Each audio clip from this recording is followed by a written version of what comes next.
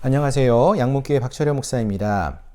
많은 성도님들께서요, 이런 말씀들을 많이 질문하셨습니다. 목사님, 우리가 말씀을 좀 잘 묵상하고 싶기는 하는데, 어떻게 우리가 말씀을 묵상하는지 잘 모르겠습니다. 이런 말씀을 참 많이 하셨어요.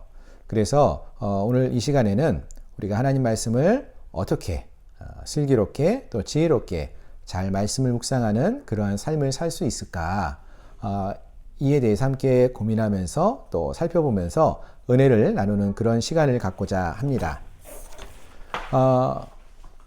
먼저 첫 번째 시간에는요, 말씀 묵상이 필요한 그 이유와 정의에 대해서 함께 살펴보려고 하는데요. 먼저 여러분 이 그림을 한번 보시겠습니까? 여러분 이 그림을 보시면서 어떤 생각이 드시나요? 조금 이상하다. 뭔가 좀 어색하다, 징그럽다, 뭐 이런 생각을 많이 하실 것 같은데요. 왜 그렇죠? 먼저 이 그림의 오른쪽을 보시면은 한 어린아이가 귀엽고 예쁜 아이가 이렇게 있는 모습을 봅니다. 이 모습을 보면은 너무 이쁘고 좋죠. 그런데 문제는 이쪽 왼쪽의 그림입니다. 이분의 얼굴을 보면 어떻습니까? 콧수염도 나고 주름도 있는 거 보니까 분명히 어린아이가 아니에요. 분명히 그 겉모습을 보면은 나이가 많은 어른, 성인이에요. 그런데 그가 하고 있는 행위는 어린아이와 똑같은 행위를 하고 있습니다. 현실 속에서 우리가 이런 모습을, 장면을 보고 있다면은 어떤 생각을 할 수 있냐면은, 이분은 뭔가 문제가 있다. 나이가 들었지만 성장하지 않은 그러한 아픔이 있는, 그런 문제가 심각한 그런 분이구나 라는 생각을 우리가 할 수 있습니다. 자, 그런데 놀라운 것은요, 여러분 이런 모습이 교회 안에서 우리가 참 많이 볼 수 있다라는 것입니다. 무슨 말인가 하면은요, 여러분 우리 중에 많은 분들이 신앙생활을 한 지 벌써 뭐 교회 나오신 지 1년, 뭐 5년, 10년 되신 분들이 많이 계십니다. 자, 그렇다면 일반적인 세상 속에서 본다면은요, 아이가 태어나서 자라면서 소년이 되고 청소년이 되고 성인이 되어가는 이런 모습, 이것이 일반적인 세상에서 사람들에게 갖고 있는 기대하는 모습이죠. 그런데 교회 안에서는요, 어떤 모습들이 있냐면은 10년이 지나고 20년이 지났는데도 여전히 성장하지 못하고, 목사님 저는 믿음이 없어요. 저는 뭐 하나님이 누군지 잘 모르겠어요. 믿음의 확신도 없어요. 이렇게 말씀하시는 분들이 많다는 거예요. 시간은 많이 지났어도 여전히 성장하지 못한 어린아이의 모습이 많이 있다라는 것입니다. 자, 그런데 이런 모습이요, 오늘날 우리 시대에만 있는 모습은 아니었다라는 것입니다. 자, 2000여 년 전에 사도 베드로가 살았던 시대에 성도들도 우리와 크게 다르지는 않았던 것 같습니다. 그래서 사도 베드로가 이러한 성도들에게 쓴 편지 속에서 보면 이런 말씀이 있어요. 베드로전서 2장 2절 말씀을 보시면은요, 갓난 아기들 같이 순전하고 신령한 젖을 사모하라. 이는 그로 말미암아 너희로 구원에 이르도록 자라게 하려 함이라. 이런 말씀이 있어요. 자, 무슨 말인가 하면은 베드로 사도가 믿는 유대인 성도들에게 편지를 썼는데, 그 성도들에게 너희들이 갓난 아기들과 같이 순전하고 신령한 젖을 사모하라, 이렇게 말씀하고 있어요. 자, 여기서 말하는 이 신령한 젖, 이게 무엇을 말하느냐? 이거는 그냥 젖, 엄마의 젖이 아니라 신령한 젖이라고 했죠. 하나님의 말씀을 의미하는 것입니다. 너희들이, 유대인 성도들이 갓난아기들이 순전하고 신령한 엄마의 젖을 사모하는 것처럼 하나님의 말씀을 사모해야 한다, 이런 말씀을 하고 있는 거예요. 왜 하나님 말씀을 사모하라고 하느냐? 이는, 그 이유는 그로 말미암아 그렇게 해서 너희로 구원에 이르도록 자라게 하려 함이라, 이렇게 말하고 있어요. 그러니까 그 당시에 성도들에게도 너희가 이렇게 시간이 지나면서 점점점 성장하는 모습, 자라나는 모습이, 신앙의 성숙의 모습이 있어야 되는데, 그러기 위해서 너희가 꼭 필요한 것이 뭐냐면 하나님의 말씀을 사모하는 것, 이러한 모습이 필요하다라고 말해주고 있다는 것입니다. 즉, 그리스도인들이 묵상을 해야 하는 이유는 무엇입니까?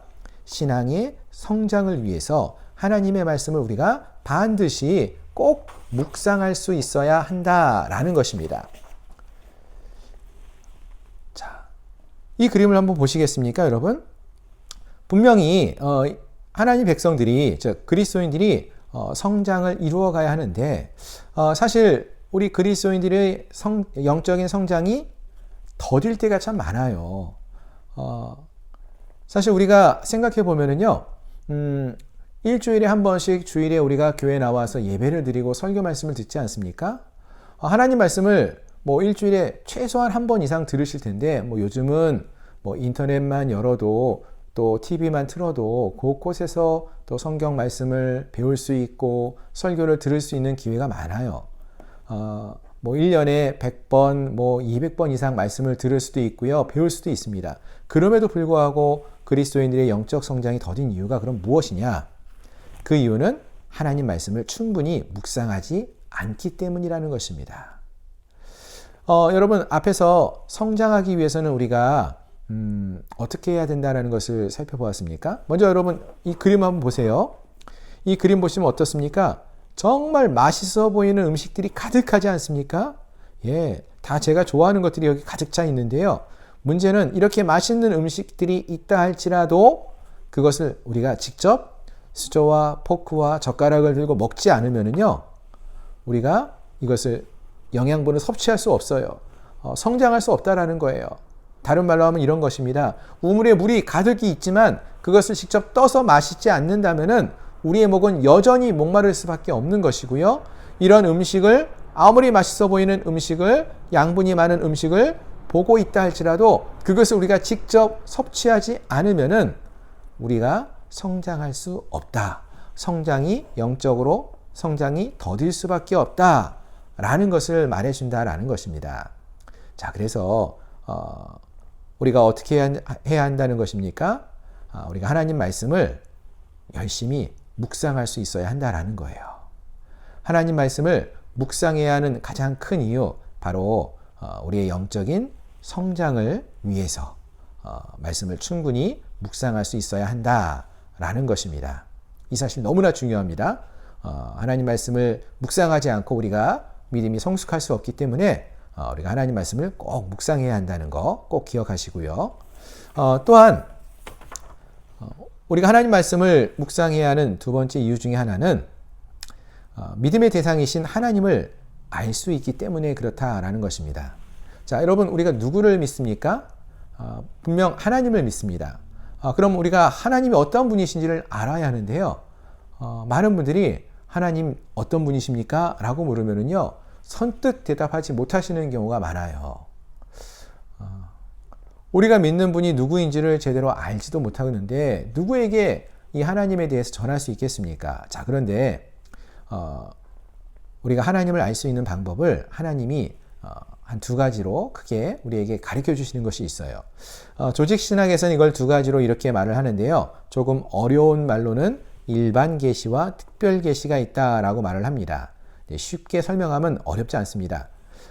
우리가 자연 만물을 보면서 이 하나님이 창조하신 자연 세계를 통해서 하나님이 어떠한 분이신지를 우리가 알 수 있다는 거예요. 높고 푸른 하늘, 또 정말로 아름다운 자연, 이러한 뭐 바다나 강이나 산을 바라보면서 과연 이 자연을 누가 창조하셨느냐? 그 크고 놀라운 하나님이 이 아름다운 자연을 창조하셨구나 라고 알 수 있는, 하나님이 창조하신 자연 세계를 통해서 모든 사람들이 알 수 있도록 하신 하나님의 계시의 방법, 일반 계시의 방법이 있다라고 말하고요. 특별 계시는 또 이런 자연 만물을 통해서 하나님이 누구이신지를 우리에게 모두에게 말해주지만 특별히 믿는 사람들에게는 하나님이 특별히 계시해 주신 하나님의 말씀이 있다는 거예요. 성경을 통해서 하나님이, 우리가 믿는 하나님이 어떠한 분이신지를 알 수 있도록 성경을 통해서 말씀해 주셨다라는 것입니다. 그래서 우리가 이 성경 말씀을 잘 읽고 묵상함으로써 우리가 믿는 믿음의 대상이신 하나님이 어떠한 분이신지를 알 수 있다라는 것입니다. 자, 따라서 우리 사랑하는 성도님들께서는 바로 이 하나님의 특별한 계시로 주어진 성경 말씀을 잘 읽고 묵상하심으로써 우리의 믿음의 대상이신 하나님을 잘 알아갈 수 있기를 바라고요. 또 이 말씀을 통해서 묵상하심으로써 우리의 믿음의 성숙을, 신앙의 성숙을 이루어가는 그러한 우리 모든 성도님들이 되시기를 바랍니다. 자, 마지막으로 이러한 성경 묵상의 정의에 대해서 살펴보려고 하는데요. 먼저 그 묵상이라는 단어의 그 사전적인 의미를 찾아보았습니다. 제가 묵상의 사전적인 의미를 찾아보니까 말없이 마음속으로 생각함이라고 했어요. 우리가 말하지 않고 마음속으로 곰곰이 생각을 해보는 것을 묵상한다, 이렇게 말한다는 것이죠. 자, 그런데 이 묵상이라는 단어가 이제 영어로는 meditation이라고 하는데요. 이 단어의 어원이 무엇인가 살펴보니까요. medicine이라는 이 약이라는 단어가 있거든요. 이 단어와 같은 어원을 갖고 있었습니다. 자, 이것은 무엇을 말하느냐? 어떤 것을 치유할 수 있는 그러한 영향력을 미칠 수 있다라는 것이겠죠.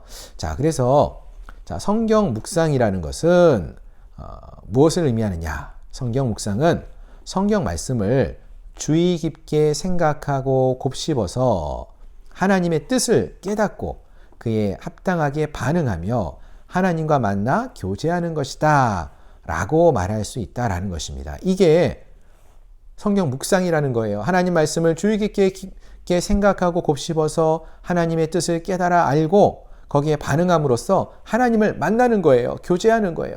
그렇게 함으로써 우리 안에 있는, 우리 마음속에 있는 어떠한 뭉친 것들이나 아픔이 치유되어질 수 있고요. 또 우리의 믿음이 자라나고 성장할 수 있게 되어진다라는 것입니다. 바라는 것은 우리 양문교회 모든 성도님들께서 이렇게 하나님의 말씀을 묵상하는 것이 어떤 뜻이 있고 어떤 의미가 있는지, 어떤 유익이 있는지를 기억하시고 열심히 말씀을 묵상하심으로써 하나님과 깊은 교제를 나누시고 또 그것을 통해서 우리의 마음에 또 치유함도 받고 또 믿음의 성숙을 이루어 나가는 그러한 우리 모든 성도님들이 되시기를 바랍니다. 감사합니다.